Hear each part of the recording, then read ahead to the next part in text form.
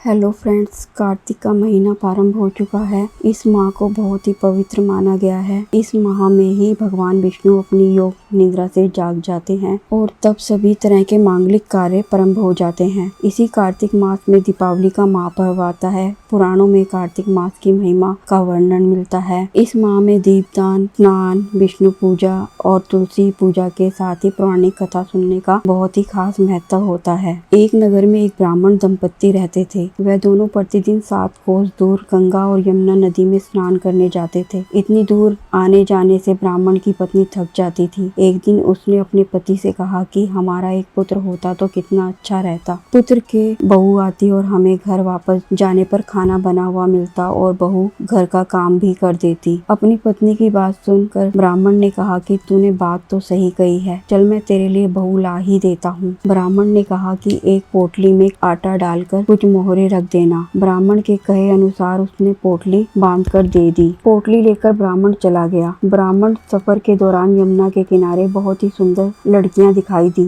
वह रेत में घर बनाकर खेल रही थी। उनमें से एक लड़की ने कहा कि मैं अपना घर नहीं बिगाड़ूंगी, मुझे तो रहने के लिए ये घर चाहिए। लड़की की बात सुनकर ब्राह्मण मन ही मन सोचने लगा कि बहू बनाने के लिए यही लड़की उचित है। जब वह लड़की जाने लगी तो ब्राह्मण भी उसके पीछे पीछे उसके घर तक चला गया। वहां जाकर ब्राह्मण ने उस लड़की से कहा, बेटी कार्तिक मास चल रहा है, इसलिए मैं किसी के घर का खाना नहीं खाता। मैं अपने साथ आटा लेकर आया हूँ। तुम अपनी माता से पूछो कि क्या वह मेरे लिए आटा छानकर 4 रोटी बना देंगी। यदि वह मेरा आटा छानकर रोटी बनाएंगी तो मैं रोटी खा लूंगा। लड़की ने जाकर अपनी माँ को ये सारी बातें बताई। माँ ने कहा, उचित है, जाकर ब्राह्मण से कह दो कि वह अपना आटा दे दे, मैं रोटी बना दूंगी। जब वह आटा छानने लगी तो आटे में से मोहरें निकली। वह सोचने लगी कि जिसके आटे में इतनी मोहरें हैं उसके घर में कितनी मोहरें होंगी। जब ब्राह्मण खाना खाने बैठा तो लड़की की माँ ने उस ब्राह्मण से पूछा, क्या आपका कोई लड़का है? तो क्या आप उस लड़के की सगाई करने जा रहे हो? यह सुनकर ब्राह्मण ने कहा कि मेरा लड़का तो काशी में पढ़ने गया हुआ है, लेकिन यदि तुम कहो तो खांड कटोरे से विवाह करके तेरी बेटी को मैं अपने साथ ले जाऊं। लड़की की माँ ने कहा, ठीक है ब्राह्मण देव। इस पर लड़की की माँ ने लड़की की खांड कटोरे से शादी करके ब्राह्मण के साथ भेज दिया। ब्राह्मण ने घर आकर कहा, रामू की माँ दरवाजा खोल कर देख, मैं तेरे लिए बहू लेकर आया हूँ। ब्राह्मण की पत्नी भीतर से ही बोली, हमारे तो कोई बेटा बेटी नहीं है तो बहू कहाँ से लाए? दुनिया ताने मारती थी, अब आप भी मारने लगे। ब्राह्मण ने कहा, तू दरवाजा खोल कर तो देख। जब ब्राह्मणी ने दरवाजा खोला तो सामने बहू को खड़ी देखा। उसने बहू का स्वागत किया और आदर सत्कार से अंदर ले गई। अब जब ब्राह्मण अपनी पत्नी के साथ नदी स्नान करने जाता तो पीछे से बहू घर का सारा काम करके और खाना बनाकर रखती थी। वह उनके कपड़े धोती और रात को हाथ पैर दबाती थी। इस तरह बहुत दिन बीत गए। ब्राह्मणी ने अपनी बहू से कहा कि बहू कभी भी चूल्हे की आग मत बुझने देना और मटके का पानी खत्म मत होने देना। परंतु एक दिन चूल्हे की आग बुझ गई। यह देखकर बहू घबरा गई और भागी भागी अपनी पड़ोसन के पास गई और कहा कि मेरे चूल्हे की आग बुझ गई है, मुझे थोड़ी आग चाहिए। मेरे सास ससुर सुबह 5 बजे से गए हुए हैं, वह थके हुए घर आएंगे, इसलिए मुझे उनके लिए खाना बनाना है। यह सुनकर पड़ोसन ने कहा, तू तो बावली है, तुझे यह दोनों मिलकर पागल बना रहे हैं। इनके कोई पुत्र नहीं है, ये नीच संतान है। बहू ने कहा, नहीं ऐसा मत बोलो, उनका बेटा तो बनारस काशी में पढ़ने गया हुआ है। इस पर पड़ोसन ने कहा कि यह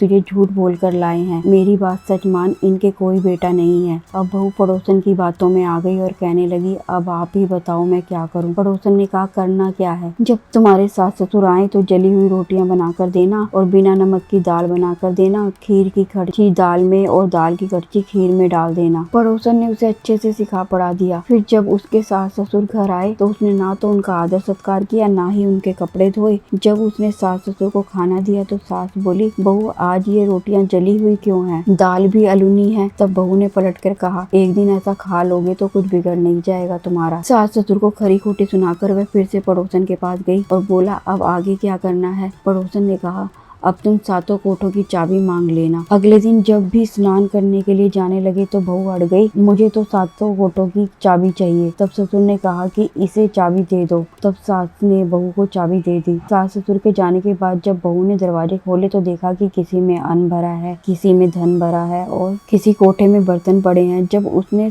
सबसे ऊपर का 7वां कोठा खोला तो देखा कि शिवजी, पार्वती माता, गणेश जी, लक्ष्मी माता जी, पीपल पतवारी, कार्तिक के ठाकुर, राई दामोदर तुलसी जी का बिड़वा, गंगा यमुना और 33 कोटि देवी देवता विराजमान है। वहीं पर एक लड़का चंदन की चौकी पर बैठा माला जप रहा है। यह सब देखकर उसने लड़के से पूछा कि तुम कौन हो? तब लड़का बोला कि मैं तेरा पति हूँ, अभी दरवाजा बंद कर दे, मेरे माता पिता आएंगे तब दरवाजा खोलना। यह सब देखकर बहू बहुत खुश हुई और 16 श्रृंगार सुंदर वस्त्र पहनकर अपने सास ससुर का इंतजार करने लगी। उसने अपने सास ससुर के लिए अच्छे अच्छे पकवान बनाए। जब उसके सास ससुर घर आए तो उसने उनका आदर सत्कार किया और प्रेम पूर्वक खाना खिलाया और हाथ पैर दबाने लगी। पैर दबाते दबाते बहू ने कहा कि माँ, आप इतनी दूर गंगा यमुना स्नान करने के लिए जाती हो तो आप थक जाती हो, इसलिए आप घर पर ही स्नान क्यों नहीं करती हो? यह सुनकर सास कहने लगी, बेटी गंगा यमुना घर पे तो नहीं बहती हैं। तब उसने कहा, हाँ माँ जी बहती हैं, चलो मैं आपको दिखाती हूँ। जब बहू ने 7वां कोठा बोलकर दिखाया तो उसने शिवजी जी, पार्वती जी, गणेश जी, लक्ष्मी जी, पीतल पतवारी, कार्तिक के ठाकुर, राई दामोदर, तुलसी जी का बिड़वा, गंगा यमुना बह रही है और 33 कोटि देवी देवता विराजमान है। वहीं चौकी पर बैठा एक लड़का माला जप रहा है। माँ ने उसे देखकर कहा कि बेटा तू कौन है? लड़का बोला, माँ मैं तेरा बेटा हूँ। तब ब्राह्मणी ने पूछा कि तू कहाँ से आया? लड़के ने जवाब दिया कि मुझे कार्तिक